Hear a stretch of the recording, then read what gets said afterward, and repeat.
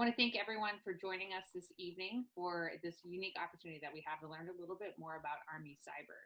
For those of you who are as old as I am, there was no Army Cyber when we graduated from West Point. So I'm really excited to hear both from Lieutenant Colonel Natalie Vanatta and Captain Allyson Hauptman about the cyber branch and what it is today and what the opportunities are in the branch. So Lieutenant Colonel Vanatta, can you tell us a little bit about yourself?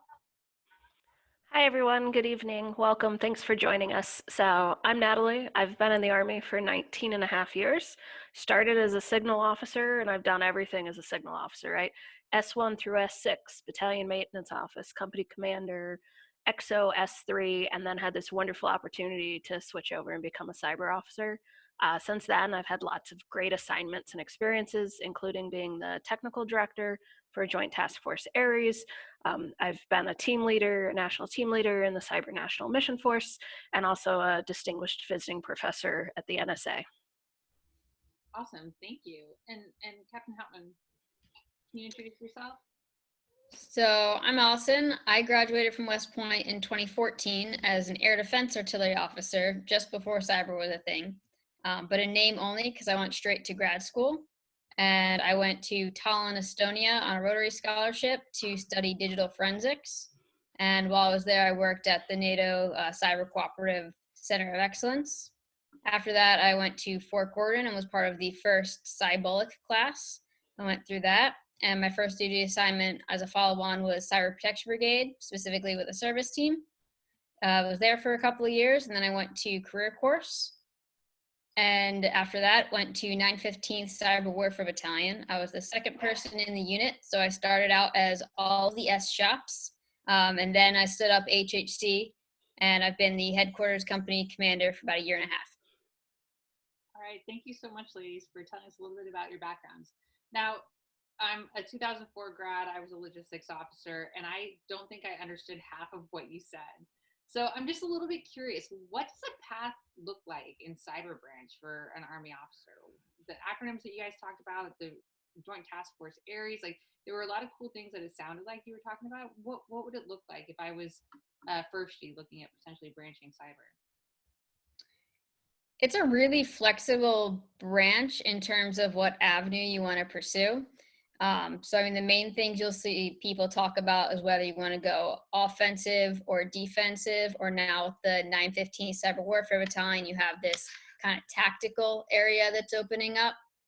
And then on top of all of that, you have, if you want to be technical for your career, you have the area of developer opening up, which should eventually be 17 Delta.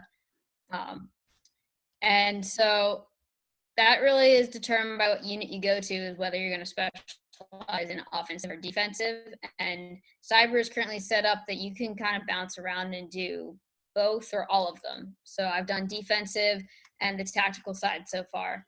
And a lot of people in my current unit came straight over from the offensive side. So we have a nice mix. And you sort of have the opportunity to jump around.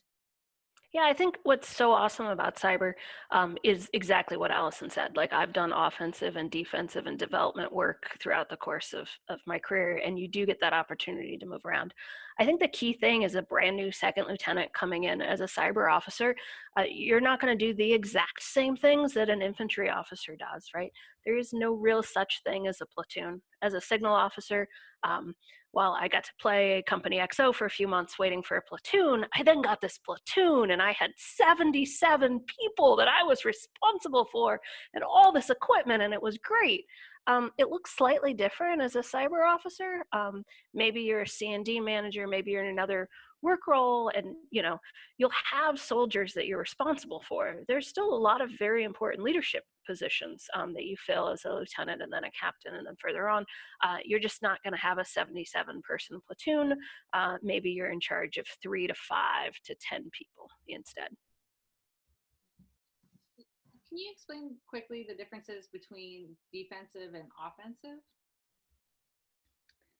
I mean, it's really about the mission set and what you're doing, where you're going. I can speak a little bit more about the defensive side, and you'll have like service teams that are responsible for things like helping protect critical infrastructure or assets.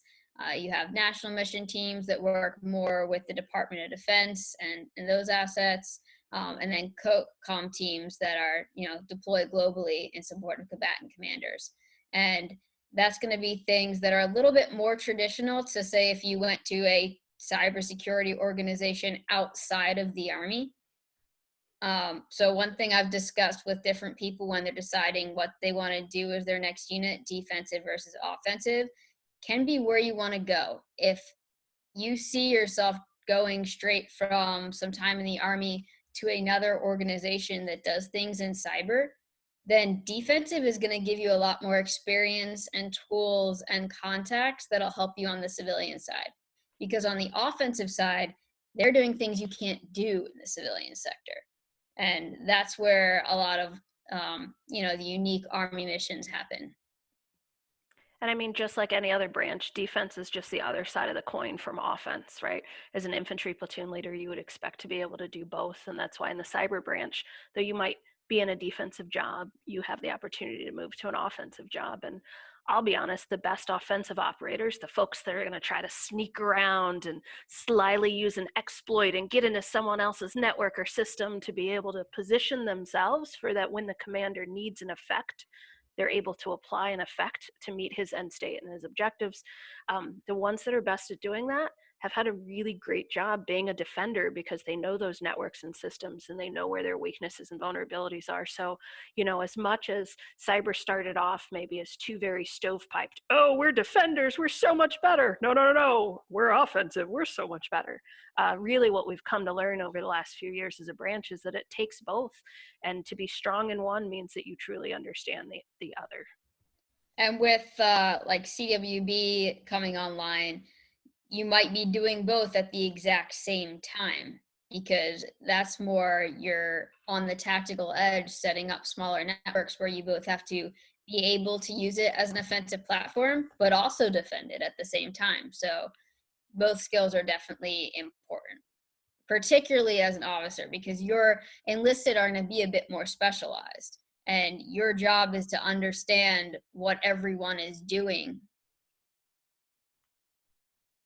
Allyson, you had mentioned that kind of whether you wanted to go defensive or offensive, that influences where you get assigned. Can you talk a little bit more about that? And if I'm either branch transferring into cyber or if I'm a new lieutenant going into cyber, what would influence my decision, or how would I decide where I want to get assigned? Well, it's just the specific units all pretty much specialize in something different. So like the Cyber Protection Brigade is the main defensive unit. You have 780th, who does mostly offensive, 915th, which does most of this new tactical arena. And that'll also determine where your main posting areas are. Like, to be honest, if you're at Fort Gordon, all of those options are open. If you want to go to Meade or a couple of these smaller locations you can go to as a cyber officer, then you're going there for a specific unit with one mission. Yeah, and to caveat on that, absolutely, Fort Meade has got very few defensive units and mostly offensive units. But if you can get yourself pinpointed to a defensive unit on Fort Meade, they're obviously the best because, well, that's just where I came from. So I might be overly enthusiastic about 01 and 23 national CPTs as awesome sauce rock stars in the defensive scheme, but getting the benefit of being at Fort Meade, Maryland. I am curious, if I know that I want to go offensive, or if I know I want to go defensive, how much do I get to influence that in my career? And maybe it's something I have to decide early on, I'm not sure, but how much influence do I get to have, and how much does the AIM marketplace matter at this point? So I'll take that one to start with. Like, the AIM marketplace really does matter. So in getting to the unit that you want to do that first initial job, and let's be honest, coming in as this brand new second lieutenant out of OBC or Bullock or whatever it's appropriately called right now, like, you don't know enough to what you really want to do. So going someplace for whatever reason, for a cool unit, a cool mission is important. I had the opportunity while I was up at Fort Meade I got to log into the AIM marketplace and make the decisions on prioritizing all of the company grade and warrant officers that were coming up to fill defensive roles at Fort Meade. And so to me, like those questions, yeah, I looked at the front of the ORB. Yeah, that's great. That's cute. For me, it was how they were answering the questions on the backside, that resume you get, because I wanted to know who you were as a person. I totally understood what were the mission sets I was looking for and what were the skill sets maybe unique that the teams needed, that you're not going to find anywhere else. And so I wanted to know about the person. I wanted to know their interests. I wanted to know the things they had done in the past. Like I just wanted to get a feel for who they were as a person, based on how they chose to answer those responses. And folks that didn't take the time to write anything down, well, let me tell you, they were at the very end of the list. Yeah, I mean, I highly agree. The AIM marketplace has really changed a lot already. Just looking at the fills that we're doing for my unit right now and those one-to-one matches, what really mattered is the unique things on your resume and also just being proactive. Aside from just, inserting your information into the electronic platform, you have to reach out. You have to make those calls, send those emails, advocate for yourself, because we are looking, particularly in officers, for that ability to communicate outside of email. And those are the people that got the one-to-one matches that they wanted. Oh, absolutely. Like I got emails out the wazoo and phone calls out the wazoo, because I think it also goes back to how small cyber really is as a branch, that we really do know each other fairly well. Like if you just look at the 17 Alpha and 17 Bravo officers, I mean, we're under 1,000, right? Which, in the trickle down pyramid means there's like 40 colonels, there's a little less than 100 lieutenant colonels, down to about 400 lieutenants. So we know everybody, or we'll know somebody that knows them. So I would also be very careful when you write down your AIM, your references, is get a smattering of people that are going to talk, that can talk towards your work ethic or your technical abilities, because chances are probably a couple of the folks you write down, we actually know the folks that are looking to fill these units, and we'll call them to figure out who you are. What are the pros and cons of having kind of such a small branch? Well, it's both a pro and a con, but your reputation will definitely precede you from the very beginning, even as far back as Bullock, because as Natalie was saying, everyone involved in cyber talks, and we interact and we know each other. It's that small. So when you're looking to go to that next unit, they're going to by name talk about everyone. That's going to make it down the grapevine. So your reputation really does start at Bullock, and it follows you. So that can be a pro and con, because you can build up a positive or a negative reputation, obviously. And then another pro with that being, you can make those connections that really help you in the workplace. I've definitely interacted with someone that I remembered like had a specialty in this one area of cyber that was able to help my team or my section at the time, do something else. And you make a lot of connections that way. A negative on the backside of that can be that, as I was saying, being an advocate for yourself, people tend to fill positions or get called on for specific missions by who's on the top of their mind. So you do have to constantly be that self-advocate for yourself, because there's going to be rock stars and you don't want to just keep your head down. Absolutely. But I would also caution, right? So maybe, you're listening to that and you're thinking, oh my gosh, like I had this horrible experience at West Point, or Bullock, oh my gosh, I'm never going to get a job. Everybody hates me. Well, the thing is, yes, mind you, and as Allyson said, we're chatty Cathys. So, we talk about everybody. We know everybody, because unlike 7 degrees of Kevin Bacon, it's like 1, maybe 2 in this branch. But also understand that us field grade officers and the senior leaders, like, we totally understand what it means to be a lieutenant and a young captain. Like, you're supposed to make mistakes. Like, we all share stories with each other because of all this silly mistakes and the things we've done, as youngsters growing up in the Army. And the key thing is that, yeah, we'll get together and maybe we'll chuckle at what Chucklehead did, in Bullock or as a lieutenant, or even a junior captain. But in the end, the important thing is, don't let that get you down. Like, you make mistakes and you learn from them and move on. And even though the branch is small and you can't hide yourself like you can in some of the larger branches, we acknowledge that, because we've all learned in a process of growing up and learned and evolved our leadership style as Army officers. So while it seems as a pro, it's a con, but don't worry so much as long as you learn from your mistakes and improve yourself over time. Absolutely. I mean, an advantage of cyber being new as well as small is there is that room for you to take some risks and make some stumbles and come back from it and learn. And that's really what people are looking for. So it's much better to be able to admit your mistakes and learn for them than, have the hubris to just pretend it didn't happen. And that's really what people are looking for in a new junior officer. I'm curious. I know that, especially Natalie, at your rank, everybody cross-branched into cyber. They were all something else to begin with, and Allyson, even when you got commissioned, you weren't commissioned into the cyber branch. But as people are now starting to grow up in the cyber branch, get commissioned in and grow up into the cyber branch, with the reputation, how difficult is it going to be for someone to cross-branch into cyber? How is that going to influence their career trajectory? Ooh, so good question. Like I can't talk in the future, but I can talk at least right now for the cyber branch. For all of us old people, thank you, yes, the white and the hair. Yes, all us old people that started somewhere else in the Army before we came in, we still have connections over the rest of the Army, right? Like we all went to ILE and met other people. And so we still have very decent connections to learn a bit about the folks that tend to branch transfer in. And let's be honest, most of the people that probably transfer in are from what I call the other technical branches in the Army, right? Their signal and their MI.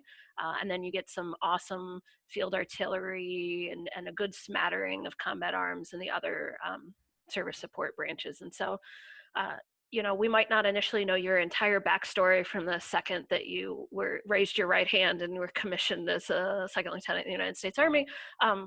But I think we know enough people that will know what it is. And honestly, it's a lot of just what you showed to do. And if you have the technical and tactical expertise, if you can lead soldiers, then you're going to be success in this branch, regardless of whether you started as day one as a cyber officer or you did something else. And I think regardless if that changes in the future as all as old people retire off and all you have is a branch of folks that had the opportunity to start life as a second lieutenant in cyber and then become that general officer in cyber.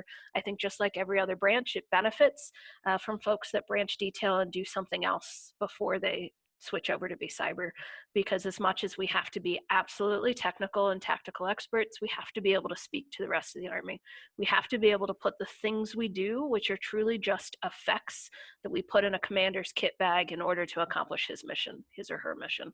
And so having a mixture of folks that did not grow up cyber, I think makes any branch stronger. Absolutely. When I went through career course, about half of my class was branch transfers, mostly from combat arms who had done, their few years of combat arms and switched over because they were ready for the next something new, something different.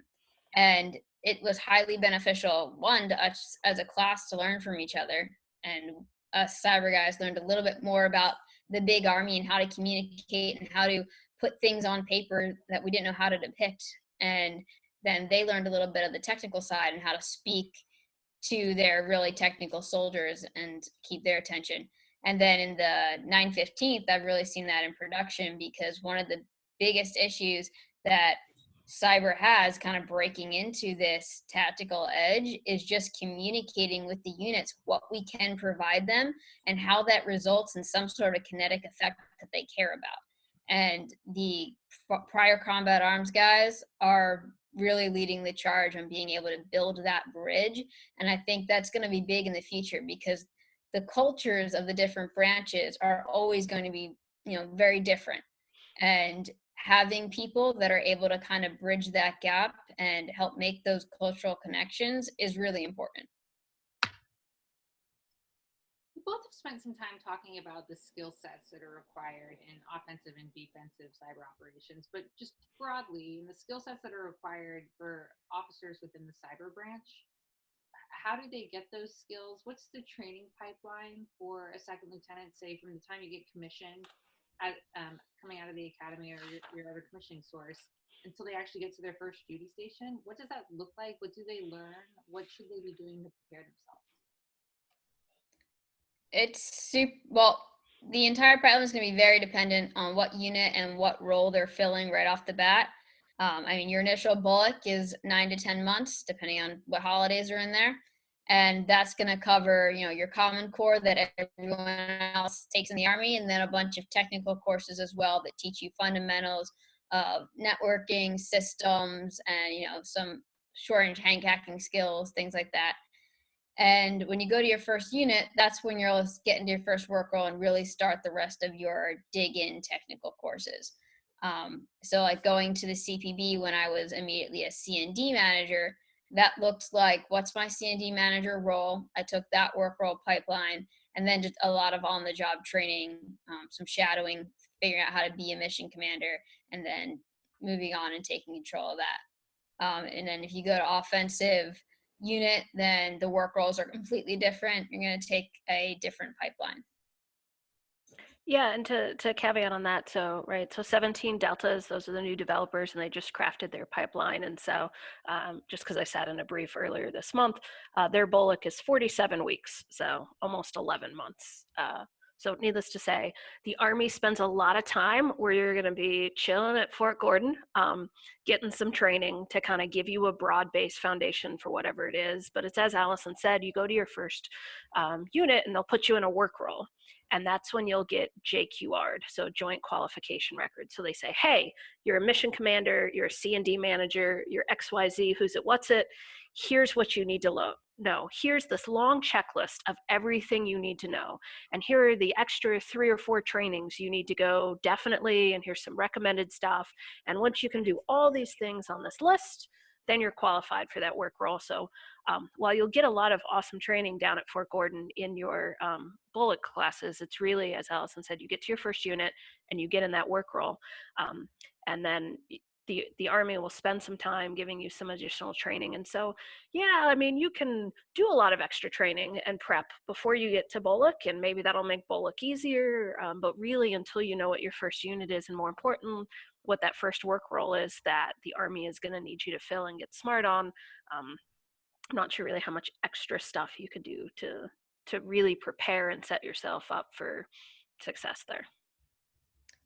To be honest, if you were going to be preparing yourself for your first job, I'd spend a lot less time on what cyber things you should know and more time on what Army officer things you should know, because what your bullock's not going to cover enough of and you won't get in your technical pipeline is all the things that you'll still do no matter what work role you're in. So NCOERs, evaluations, support forms, awards, con ops, things like that. Spend more time on that, because that's not going to be taught to you. You're kind of expected to know that from West Point and whatever commissioning source you came from.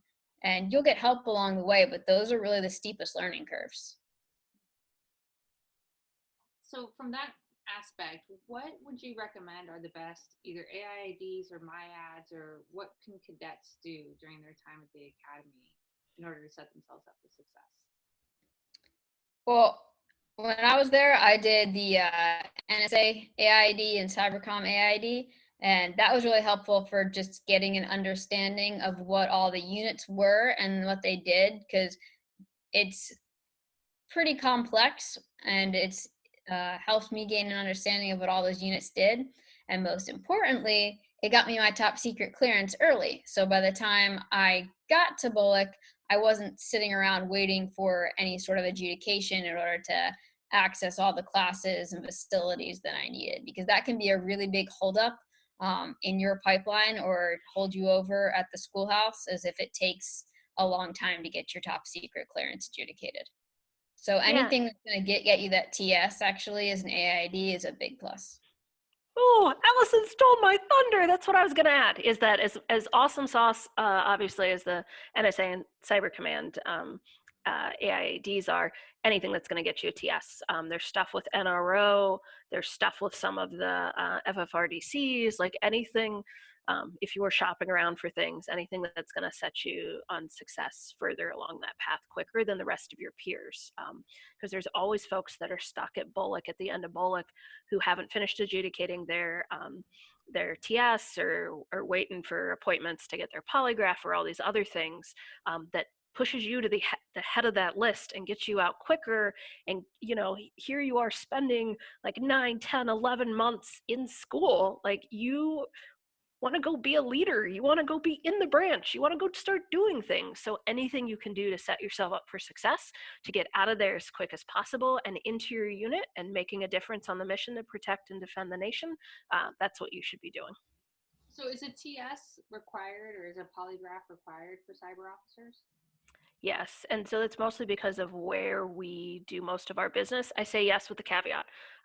Most of the teams, so I'm not talking the 915th, I'll let Allyson talk 915th, but if you're looking at going to the 780th or the CPB, or ultimately working on one of the national teams that work for the CNMF, more so today, we're moving towards all working out of facilities that the NSA owns and controls. So yes, because we work out of those spaces, even though you might never, as a defensive operator, touch or hunt or work on a TS network, you do have to have you have to have all the same clearances and access to the other people that work in that building, which means yes, you need a TS plus some additional questioning, plus you have to pass a CI, so a counter intel polygraph.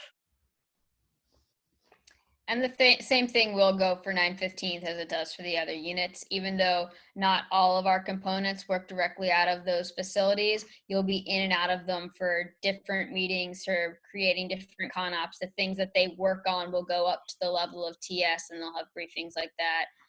And you'll be interoperating with other units, obviously, that operate on a classified network. So you'll still need the same accesses. Awesome. Thank you.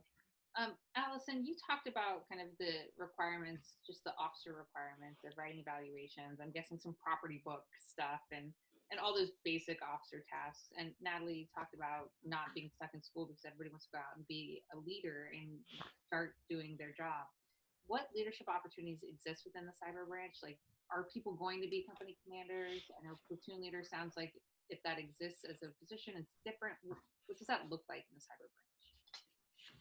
There are loads of leadership opportunities within cyber. They just might not look exactly like, you've been taught the traditional leadership looks like. Obviously, there are company command positions. I'm in one right now. The company command positions in cyber are a little unique. They're going to be a little bit more administrative in nature than your traditional like combat arms, because you have teams within your company that are primarily run by majors. So it looks a little bit different. It takes some different skill sets and maneuvering, but you'll have the company command positions. Then you also have support team lead is captain positions. So you have that as an opportunity for team lead. If you're in the CPB, if you're a CND manager, you're going to be in direct command. You'll go out on mission as the officer in charge of whatever elements deploying out. So there are lots of leadership and command opportunities that aren't necessarily company command in all of the cyber units. And I think that's one of the things that's so interesting about cyber is, those old folks, like we're used to, oh, as a captain, you must do company command, and that's it. That's the only way to get promoted. That's the only way to be successful. And cyber as a new branch was able to set its own path. And there are so many other opportunities that we recognize are key developmental positions as a captain. And yes, company command is an awesome one. As a previous company commander, I'm biased too, but like there are other things, as Allyson mentioned, C&D managers for the developers, being a senior developer is, for the 17 Bravos, they're a brigade combat team, CWO, like there's so many other leadership positions. And the same goes when you're a major, so a junior field grade officer. Yes, you can be a battalion XO or you can be a battalion S3, both of it, which are exciting positions. I did both of those as a signal officer, but you can also be another team lead of, CMTs or, and there's lots of different opportunities, positions coded at our cyber and cyber command that are considered key developmental.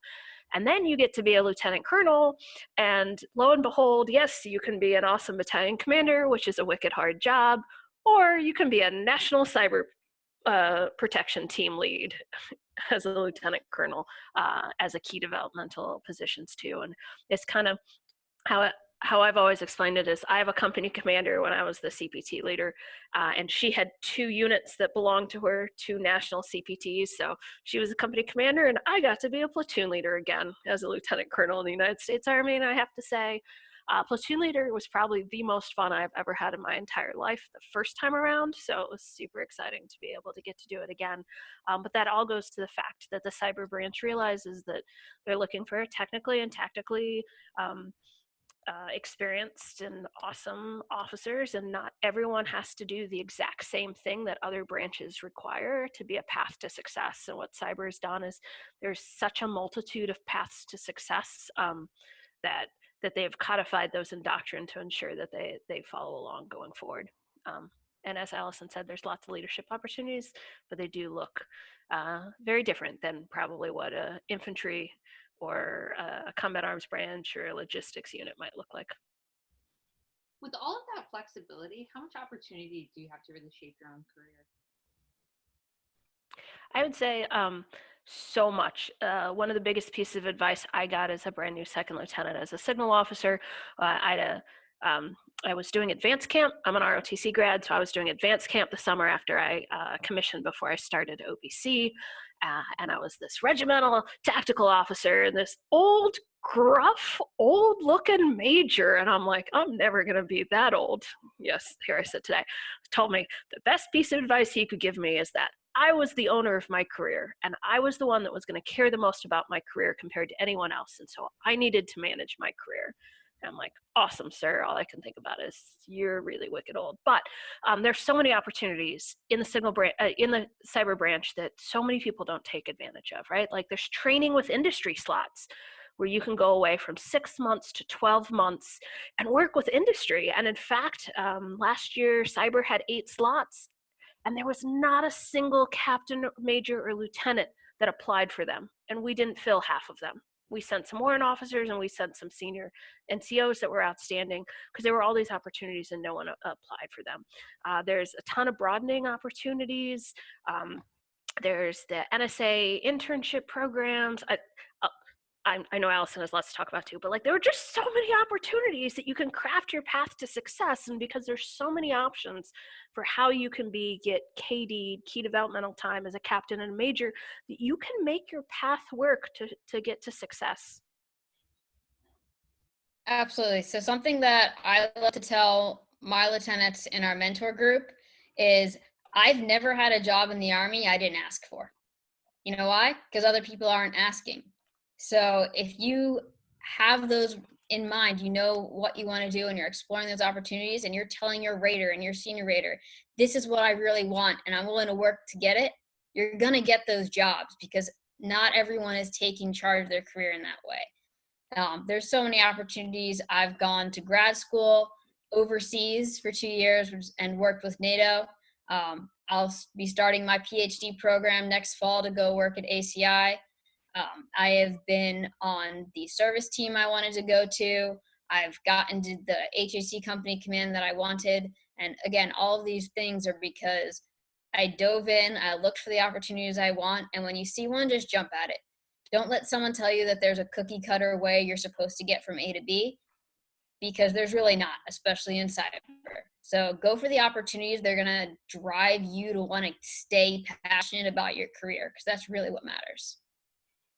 Yeah, and I just need to also put in the continued plug for grad school, right? Like this is a technically challenging branch as it's supposed to be, and training doesn't get us there, education gets us there. Back to what are those key attributes and skills we need to be successful as cyber officers, and that's critical and creative thinking, which is something that you can work on and engage when you go for higher levels of education. And there's lots of opportunities for ACS as a cyber officer. I will say the cyber branch itself has 7 slots for ACS about every year. Only 8 people, 8 officers applied for those 7 slots last year. There's also opportunities where ACI or elements within West Point can support ACS opportunities. And so, as Allyson said, like jump on it. Like, and if there's something that you were thinking of would be a great opportunity and one of us hasn't mentioned it here today, doesn't mean it doesn't exist. One of the captains that works for me, Captain Lisa Jones, she wanted to do an NSA intern program, AMP, which is a 3-year commitment. And starting with General Buckner, who started pulling strings to make this happen, we actually changed NSA policy to allow active duty military soldiers not assigned the NSA, that if accepted, to be part of their 2 or 3 year intern development programs. And they have a whole host of different ones that are super excited. And so she has been my C&D manager for a year and a half while I was a team lead. So sat on my books as a C&D manager. So got, KD credit for that, and got to do this amazing opportunity. So I'd say you have to just reach out and grab what you think would be a benefit, not only to yourself, but to the cyber branch in the U.S. Army. And there's probably a pathway to success. What I'm hearing from you both that I think is pretty inspiring is this idea that you are such a young branch that there is no pathway. As a logistics officer, I was told these are the jobs you have to do in order to become a battalion commander and then become a general officer. And it sounds like the branch is really open to what is best for the individual soldier, what's best for the individual officer, and how can we keep you interested and engaged and get you to stay in the Army, and you'll add value no matter what you do. That's pretty neat to hear. How much do you guys like Army? I mean, obviously that depends a lot on whatever unit you happen to be in at the moment. I'm going to say you're going to have ebbs and flows throughout your career of how much you Army, right? So like being in the tactical Army unit right now, we throw our rucks on every Friday for a leader's PT. And if you're on the expeditionary cyber team, you're going out to NTC a few times a year. You're doing joint exercises. You're going to get, you'd be down on the ground with those units. When I was in CPB, once a year we did one training day lame where we did some land nav and stuck our rucks on. So it really is, it's going to ebb and flow throughout your career and just change based off what unit you're in and what the mission set is. Because it may or may not be a priority for your unit's mission at the time. Absolutely. And I think it also depends on who that team leader is also as a result. I mean, there was at one point that our CPT didn't have a lot of missions. So yeah, we spent a lot more time fiddling and playing Army and doing PT. And then all of a sudden we were constantly deploying, and we were either somewhere else or coming back from somewhere else or getting ready to go, that it was, hey, you're leaders in the United States Army, like do PT and do all these requirements that, we have to stay up on your own, and ensure your soldiers are doing it. And I don't need to hold your hand and see you at this time or that time, because I've given you this mission. Here's mission command. You execute it. Here's the intent. Make it happen. Which I think is another great opportunity as a leader, is you get to evolve your leadership style that started with either your time at West Point or your time at your commissioning source, to then evolve into what it means for you as a cyber officer. You guys have mentioned a whole lot of acronyms tonight, many of which I'm not familiar with, but I am curious. You've talked about the NSA, you've talked about NRO and other agencies. Other than cyber soldiers and U.S. Army or maybe even more broadly joint, so other sister services, who else do you interact with? Who else would a cyber officer need to kind of build a network with? Oh, tons of agencies depending on who you're with. When I was on a service team, obviously, then we were operating with a lot of other government agencies outside of the DoD, based on who was our customer at the time. Being in the 915th, we work a lot with different civilian and particularly development organizations. So it really does depend on your unit, but you'll do a lot of interfacing with departments throughout the DoD and development. Yeah, it depends on the unit and depends on the mission set.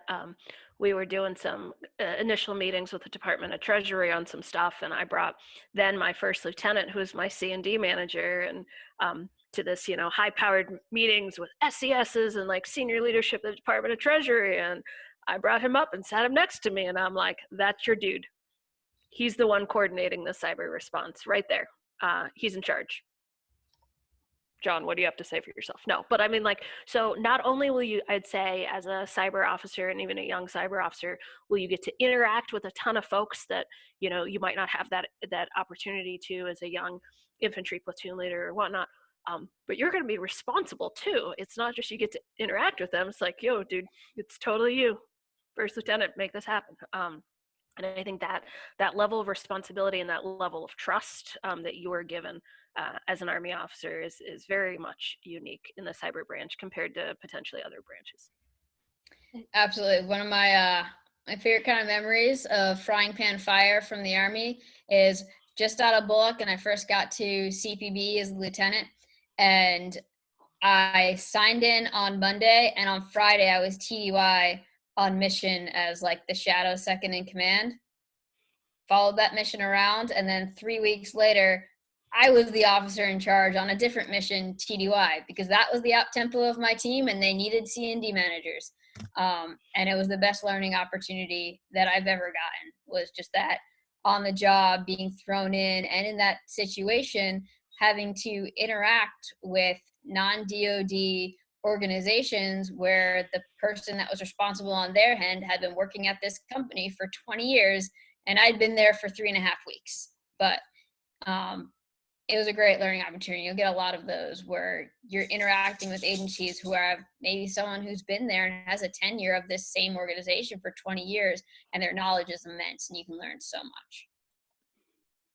Allyson, you talked a little bit at the beginning when we were talking about defensive versus offensive, about how defensive potentially gives you skill sets that better align with what could be possible in commercial industry, whereas offensive is uniquely military, kind of a cool opportunity to do work that you wouldn't be able to do elsewhere.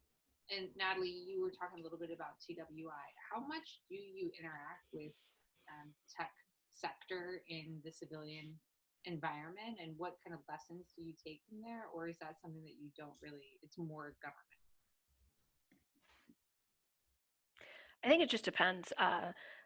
It depends on the unit and the mission you're with. There are times that I and my C&D managers have lots of interactions with the tech industry, and we pull people in for meetings, or we go to weird locations for meetings with them. Just because, the best and brightest, while the United States Army is the best and brightest at what it does, like, there's a lot of wicked smart people in industry too. And so believing that, you've got to understand is that you're not always going to be able to solve the challenge you're going to be faced with, especially if you're a first lieutenant. And so we spend a lot of time talking to various folks and learning from them in industry. What's it like being a woman in cyber? Well, part of it obviously goes back to our original discussion about your reputation follows you, right? You're a smaller fish in a smaller pond, and you're going to stand out a little bit more. So that's obviously a factor. Another factor, as we're discussing working with these other units, is that the Army is a subset that has a small amount of women, and then so is the tech industry. So now you're kind of in that little center Venn diagram area. So a lot of those situations where you're interacting directly with the IT and tech industry, you'll very often be the only women in the room. And I haven't seen it been so much of a problem or anything like that, but you just kind of have to be able to exude some confidence, even if you don't necessarily have it, but kind of the fake it till you make it sometimes, and just not be intimidated. Because there will be plenty of times where you are the only woman in the room. Yeah, I'd say if you look at the statistics across the Army, right? Generally, I think right now we're at about 19% out of all the officers, 19% are female. And if you look at the general officers, we've significantly increased over the last decade, but we're right around 10% of all general officers are women. And so I just tell us, go back to when Cyber Branch was created.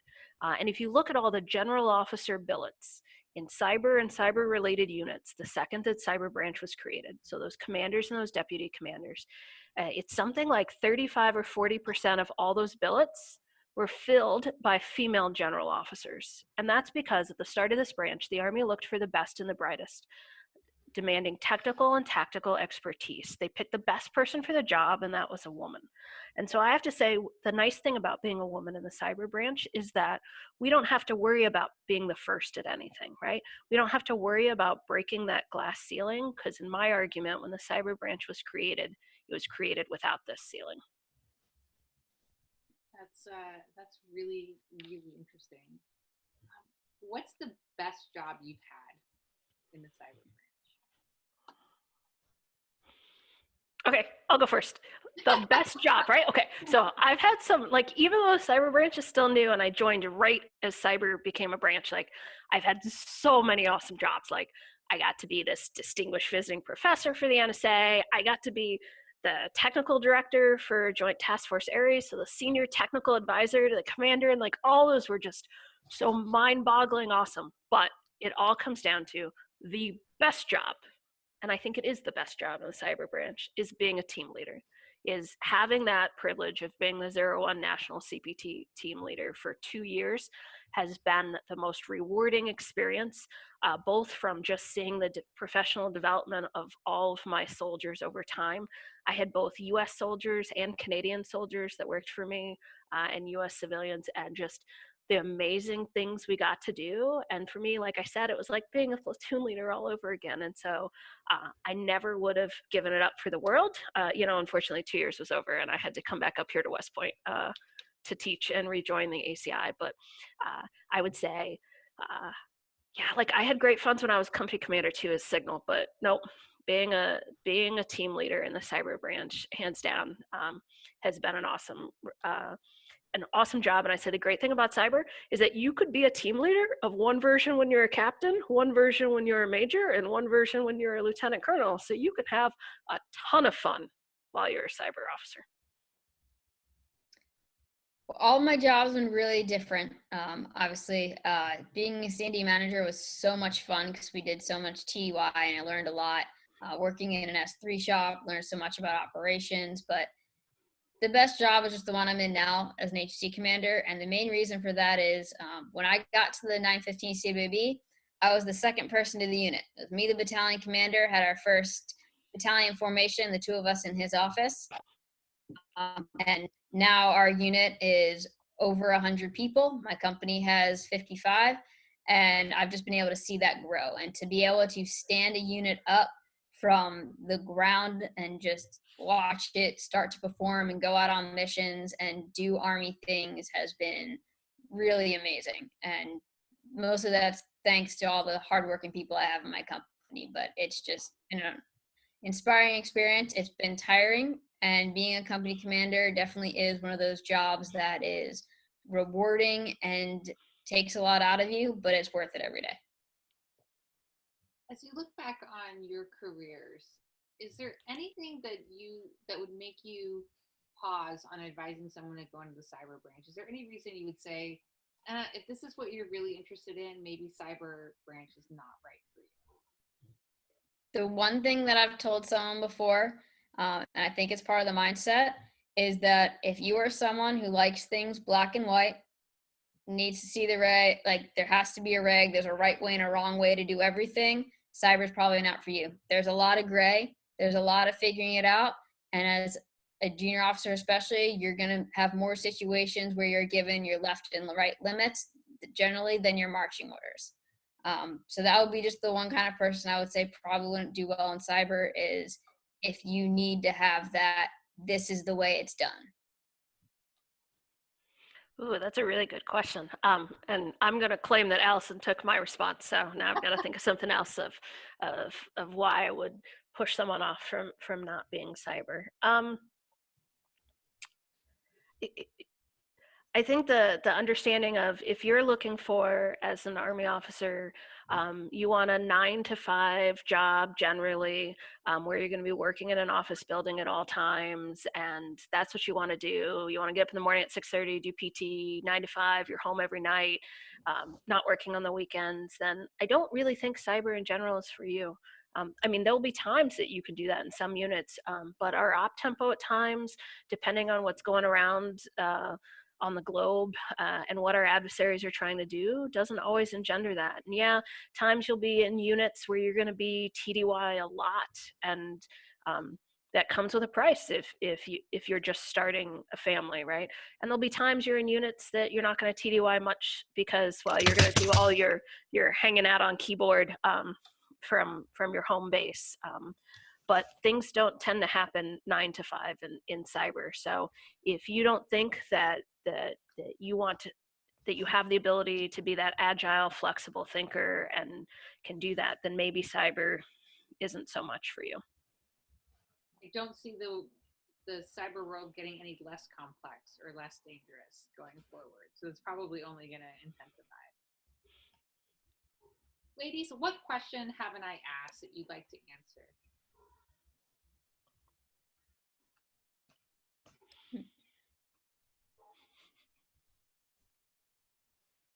And the dinner starts because what question have you not asked that we want to answer? Or just kind of what kind of closing thoughts? Like, what would you like to share with anybody who's interested in either branching cyber as a young lieutenant or in cross branching and coming into cyber perhaps later in their career? What would you like them to know? I would say the one thing I would advise is don't think that there's a stereotype for who like is and is not a cyber officer. Like the people that I work with that are all 17s on a daily basis are very different personalities, and we all bring a lot to it. So there's not like a stereotype there. I've had great interactions with cyber officers who literally didn't even have a STEM degree, but they had an interest and they had an aptitude, and they built themselves up to it.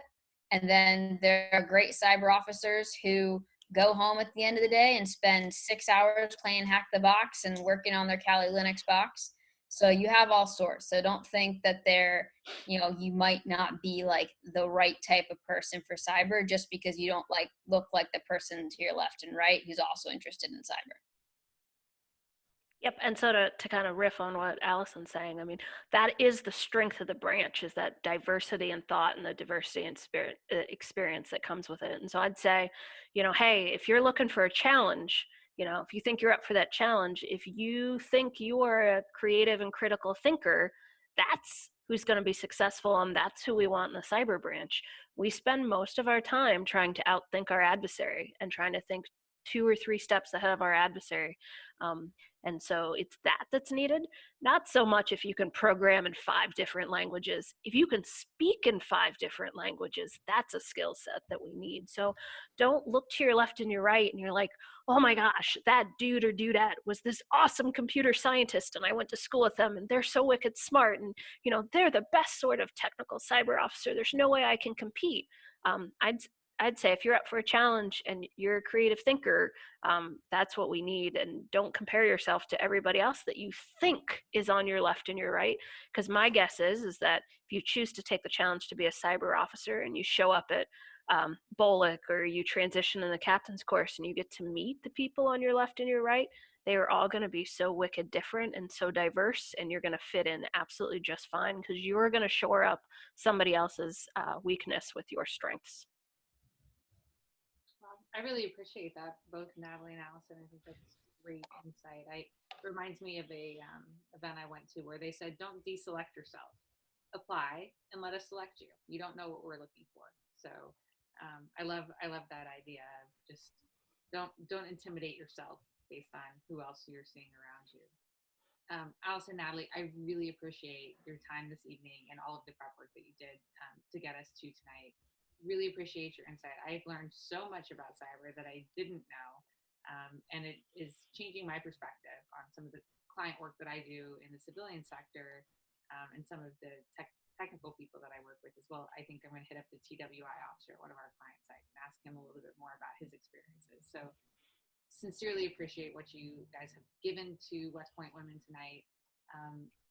Are you both open to other cadets or officers connecting with you if they have further questions? Absolutely. Yep, absolutely. Awesome. Thank you again from West Point Women for everything that you've done, and we will be in touch. This will be posted. The video will be posted in the future so that others have the opportunity to see it. And if anybody out there has any questions for Natalie or Allyson, please don't hesitate to reach out. We will